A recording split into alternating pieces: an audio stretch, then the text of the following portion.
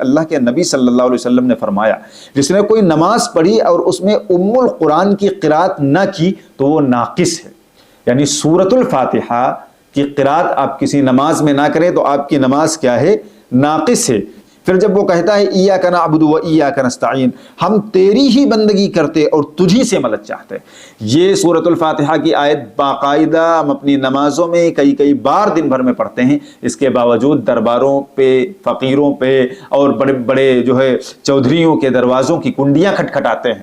یہ عقیدہ ہمارے ذہن و دماغ میں راسخ نہیں ہوا، پھر بھی ہمارا یہ عقیدہ ہے کہ فلاں پیر صاحب، فلانے صاحب، فلاں ڈماکے صاحب ہماری فریاد پوری کر دیں گے۔ لیکن آپ یہ یاد رکھیں کہ دعا کی قبولیت کے کچھ پروٹوکول ہیں، اگر وہ پروٹوکولز ہم فالو نہیں کرتے ہیں تب تو ممکن ہے ہماری دعا رد ہو جائے، لیکن ان پروٹوکول کے ساتھ جب آپ دعا مانگیں گے تو انشاءاللہ کبھی آپ کی دعا رد نہیں ہوگی۔ الحمدللہ منشئ الخلق من عدم ثم الصلاة علی المختار فی القدم۔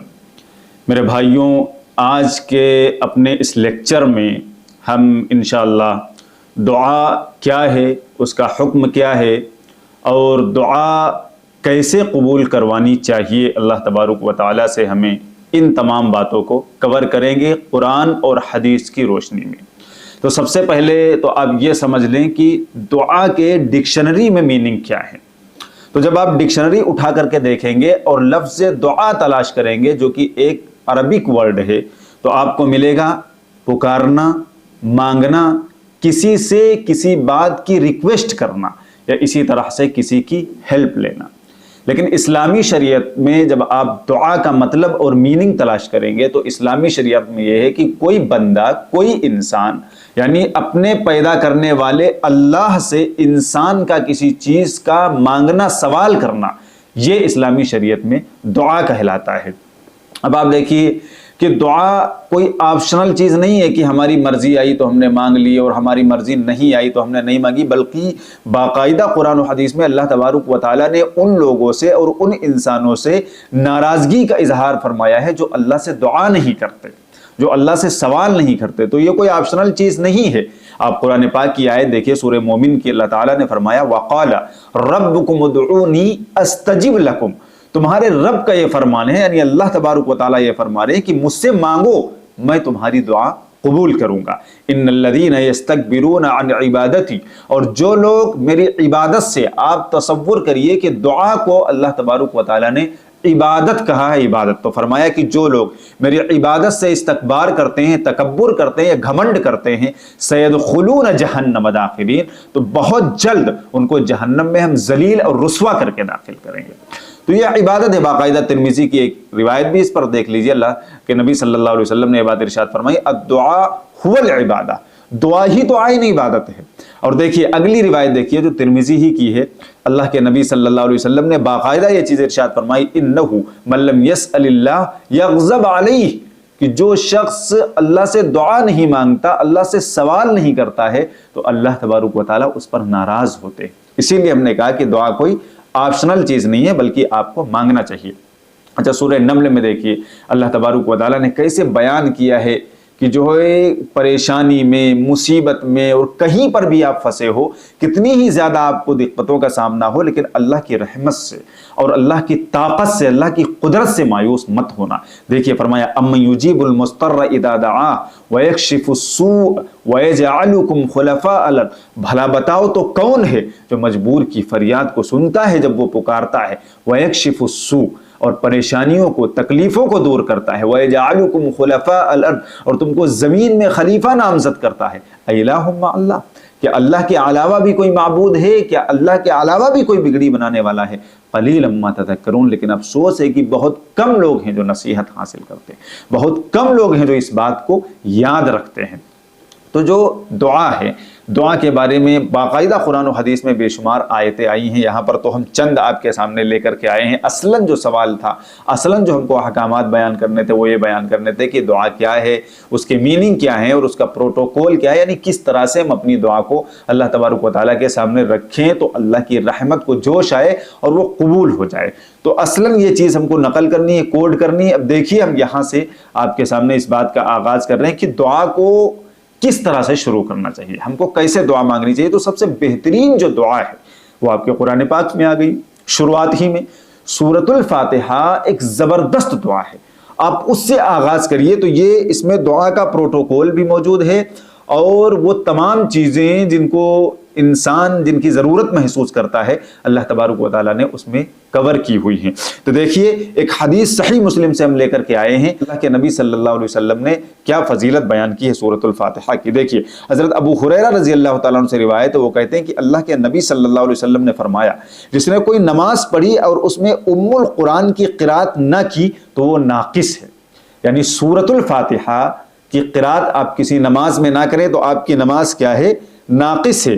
3 مرتبہ اللہ کے نبی صلی اللہ علیہ وسلم نے فرمایا، یہ باقاعدہ تاکید ہے، تاکید کی۔ آگے دیکھیے راوی کہتے ہیں ابو ہریرہ رضی اللہ تعالیٰ عنہ سے کہا گیا ہم امام کے پیچھے ہوتے ہیں، انہوں نے کہا اس کو اپنے دل میں پڑھ لو، کیونکہ میں نے رسول اللہ سے سنا آپ فرما رہے تھے اللہ تعالیٰ نے فرمایا میں نے نماز اپنے اور اپنے بندے کے درمیان آدھی آدھی تقسیم کی ہے۔ یہاں پر دیکھیے حضرت ابو ہریرہ یہ کہہ رہے ہیں کہ امام کے پیچھے بھی اگر آپ ہو تب بھی آپ دل میں پڑھ لو سری نمازوں میں، چنانچہ امام احمد بن حنبل کا جو قول ہے اس سلسلے میں بڑا زبردست ہم کو لگتا ہے، ان کا یہی کہنا ہے کہ جہری نمازوں میں چونکہ زور سے امام قرات کر رہا ہے تو آپ اس کی قرات کو سنیں، قرآن پاک کی جو آیت ہے اس کے حوالے سے وَإِذَا قُرِئَ الْقُرْآنُ فَاسْتَمِعُوا لَهُ، کہ جب پڑھا جا رہا ہے تو غور سے سنو، تو قرآن کی اس آیت کی وجہ سے سننا چاہیے۔ اور پھر امام احمد بن حنبل کہتے ہیں کہ جو سری نمازیں ہیں اس میں چونکہ آپ کو کوئی آواز نہیں سنائی دے رہی، اس لیے آپ بھی سورہ فاتحہ کی تلاوت کریں۔ تو اس سلسلے میں جو ان کا مسلک ہے وہ بڑا زبردست ہمیں معلوم ہوتا ہے کہ وہ جہری میں کہتے ہیں سنو، اور سری میں آپ خود پڑھ لو چاہے امام کے پیچھے کیوں نہ ہو۔ چنانچہ حدیث میں بھی یہی بات آئی کہ حضرت ابو ہریرہ سے جب کہا گیا کہ ہم اگر امام کے پیچھے ہوں تو کیا کریں، یعنی ویسے تو پڑھنا ضروری ہے، اگر نہیں پڑھیں گے تو نماز ناقص ہے، لیکن امام کے پیچھے ہوں تو کیا کریں، تو حضرت ابو ہریرہ رضی اللہ تعالیٰ عنہ نے فرمایا کہ اس وقت بھی دل میں پڑھ لو۔ دیکھیے اللہ تعالیٰ نے فرمایا میں نے نماز اپنے اور اپنے بندے کے درمیان آدھی آدھی تقسیم کی ہے، اور میرے بندے نے جو مانگا اس کا ہے۔ جب بندہ الحمدللہ رب العالمین سب تعریف اللہ ہی کے لیے جو جہانوں کا رب ہے کہتا ہے تو اللہ تعالیٰ فرماتا ہے میرے بندے نے میری تعریف کی۔ آگے دیکھیے جب وہ کہتا ہے الرحمن الرحیم، یعنی سب سے زیادہ رحم کرنے والا، ہمیشہ مہربانی والا اللہ ہے، تو اللہ تعالیٰ فرماتے ہیں میرے بندے نے میری ثنا بیان کی، میری تعریف بیان کی۔ پھر جب بندہ کہتا ہے مالک یوم الدین، جزا کا وہی مالک ہے، تو اللہ تعالیٰ فرماتے ہیں میرے بندے نے میری بزرگی بیان کی۔ اور ایک دفعہ فرمایا میرے بندے نے اپنے معاملات میرے سپرد کر دیے۔ پھر جب وہ کہتا ہے ایاک نعبد و ایاک نستعین، ہم تیری ہی بندگی کرتے اور تجھی سے مدد چاہتے۔ یہ سورۃ الفاتحہ کی آیت باقاعدہ ہم اپنی نمازوں میں کئی بار دن بھر میں پڑھتے ہیں، اس کے باوجود درباروں پہ، فقیروں پہ اور بڑے بڑے جو ہے چودھریوں کے دروازوں کی کنڈیاں کھٹکھٹاتے ہیں۔ یہ عقیدہ ہمارے ذہن و دماغ میں راسخ نہیں ہوا، پھر بھی ہمارا یہ عقیدہ ہے کہ فلاں پیر صاحب، فلانے صاحب، فلاں ڈماکے صاحب ہماری فریاد پوری کر دیں گے، ہماری فریاد رسی کریں گے۔ یہ حیرانی کی بات ہے، لیکن دیکھیے قرآن پاک میں اللہ تعالیٰ نے فرمایا ایاک نعبد، ہم تیری ہی عبادت کرتے ہیں اور تجھی سے مدد چاہتے ہیں۔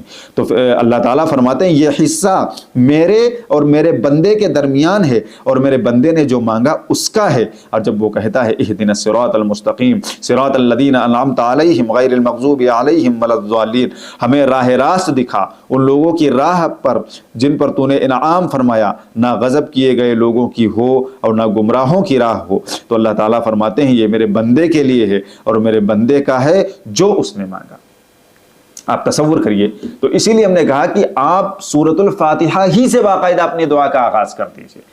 اس میں جو آپ کی دعائیں ہیں وہ دعائیں بھی کور ہو رہی ہیں، اور ساتھ ساتھ جو دعا کا پروٹوکول ہے بھی آگے ہم حدیثوں میں بیان کریں گے، وہ پروٹوکول بھی کور ہو رہا ہے۔ اتنا زبردست اس کا معاملہ ہے۔ اچھا، دعا بہت سے لوگوں کو یہ شکایت رہتی ہے کہ یار دعا ہم نے کی اور ہماری دعا قبول نہیں ہوئی۔ ایسا نہیں، دعا ہر حال میں قبول ہوتی ہے۔ دیکھیے ترمذی کی روایت ہے، اللہ کے نبی صلی اللہ علیہ وسلم نے فرمایا کہ اللہ تعالیٰ بڑے شرم والے ہیں، بڑی حیا والے ہیں، اور اللہ تعالیٰ اس بات سے شرماتے ہیں کہ جب اس کے سامنے کوئی ہاتھ اٹھے اور اس کو اللہ تعالیٰ خالی ہاتھ لوٹا دے۔ تو اللہ تعالیٰ اس بات سے شرماتے ہیں، اور اللہ تعالیٰ کو یہ اس بات میں حیا محسوس ہوتی ہے کہ آپ اس سے کچھ مانگے اور وہ آپ کو محروم رکھے۔ یہ نبی صلی اللہ علیہ وسلم نے فرمایا۔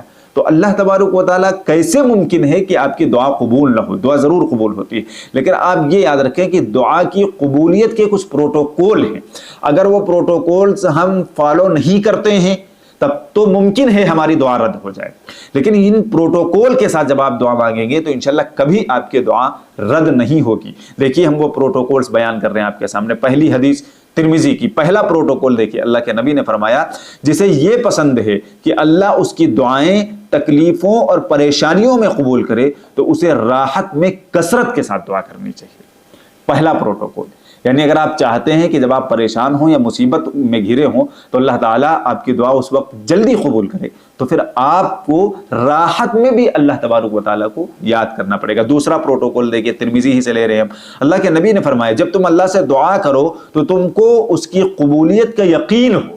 سب سے بڑا مسئلہ تو یہی ہوتا ہے. اور یاد رکھو اللہ غافل کی دعا قبول نہیں کرتا ہے، اور جو شخص لہو لعب میں کھیل کود میں دعا کرتا ہے اس کی بھی. اب آپ دیکھ لیجئے ہماری دعاؤں کا کیا حال ہوتا. دعا کرنے تو بیٹھے ہیں لیکن من ہی نہیں لگ رہا کس طریقے سے جلدی سے دعا ختم ہو اور ہم بھاگے پھٹ سے اٹھ کے. تو یہ پروٹوکول جو ہیں فالو کرنا پڑے گا. تیسرا پروٹوکول دیکھیے، ترمذی ہی کی یہ بھی روایت ہے. ایک بار نبی صلی اللہ علیہ وسلم بیٹھے تھے اور اس میں سارے پروٹوکول یہ لگ بھگ کور ہو گئے. آپ دیکھیے ایک بار اللہ کے نبی صلی اللہ علیہ وسلم بیٹھے تھے، ایک شخص آیا اور اس نے نماز پڑھی. نماز پڑھنے کے بعد اس نے کہا اللہم اغفر لی ورحمنی، اے اللہ میری مغفرت کر دیجئے اور مجھ پر رحم کر دیجئے. یعنی نماز کے بعد اس نے کچھ نہیں کہا، ڈائریکٹ یہی دعا کرنے لگا وہ. تو اللہ کے نبی صلی اللہ علیہ وسلم نے اس سے فرمایا کہ تو نے جلدی کی. ایک اور صحابی آئے، دوسرے صحابی جب آئے تو انہوں نے کیا کیا، نماز پڑھی، پھر اللہ کی حمد و ثنا بیان کی، اس کے بعد نبی صلی اللہ علیہ وسلم پر درود بھیجا. تو اللہ کے نبی نے فرمایا ایھا المصلی ادع تجب، اے نمازی مانگ جو تجھے مانگنا ہے وہ دیا جائے گا، تجھے وہ قبول کیا جائے گا. تو یہ جب اللہ کے نبی نے ان سے کہا، پھر وہ جو پہلے والے صحابی تھے ان کو بلا کر کے اللہ کے نبی صلی اللہ علیہ وسلم نے یہ پروٹوکول سکھایا کہ جب تم دعا کرو تو پہلے اللہ کی حمد و ثنا بیان کرو اور اس کے بعد ہم پر درود بھیجو، پھر اپنی بات کہو، تو انشاءاللہ ضرور وہ دعا قبول ہوگی. اسی لیے تو اللہ کے نبی نے اس میں کہا ایھا المصلی ادع تجب، اے نمازی مانگ جو تجھے مانگنا ہے اور وہ قبول کیا جائے گا. تو یہ جو پروٹوکولز ہیں دعا کے نا، یہ فالو کرنا بہت ضروری ہے. اب بہت سے لوگوں کو یہ بھی شکایت رہتی ہے کہ ہماری دعا قبول نہیں ہوتی حالانکہ ہم یہ پروٹوکولز فالو کر رہے ہیں. تو اگر آپ نے ان پروٹوکولز کو فالو کیا اور پھر دعا کی تو وہ ضرور قبول ہوگی. البتہ قبولیت کے درجات مختلف ہو سکتے ہیں. وہ درجات حدیث میں باقاعدہ وارد ہوئے ہیں. مسند احمد کی روایت دیکھیے، اللہ کے نبی صلی اللہ علیہ وسلم نے فرمایا کہ کسی مسلمان کی دعا رد ہی نہیں ہوتی. یعنی کوئی مسلمان اللہ کے حضور اگر ہاتھ اٹھاتا ہے تو اس کی دعا رد نہیں ہوتی جب تک وہ کسی گناہ کا مطالبہ نہ کرے یا رشتہ داری کو توڑنے والا کوئی چیز نہ مانگے. تو ایک گناہ اور دوسرے رشتہ داری کی توڑنے والی اگر کوئی چیز آپ نہیں مانگ رہے ہیں تو پھر وہ دعا رد ہی نہیں ہوتی. پھر اللہ کے نبی صلی اللہ علیہ وسلم نے فرمایا کہ 3 چیزوں میں سے کوئی نہ کوئی چیز اسے ضرور عطا کی جاتی ہے اس کی دعا کے بدلے میں. یا تو فوراً ہی اس کی دعا قبول کر لی جاتی ہے، یعنی جو چیز اس نے مانگی اللہ تبارک و تعالیٰ وہی دے دیتے ہیں. یا آخرت کے لیے وہ دعا ذخیرہ کر لی جاتی ہے، یعنی آخرت میں اس کا ایسا بدلہ دیا جائے گا کہ آپ کے تصور سے باہر ہے. اور یا پھر اسی جیسی، اسی کے ہم پلہ کوئی تکلیف دور کر دی جاتی ہے. تو یہ 3 مراتب ہیں، 3 درجات ہیں دعا کی قبولیت کے. جب یہ بات اللہ کے نبی صلی اللہ علیہ وسلم نے فرمائی تو صحابہ نے کہا ارے واہ اللہ کے نبی، یہ تو بلے بلے ہو گئی بات، اب تو ہم کثرت سے دعا کیا کریں گے.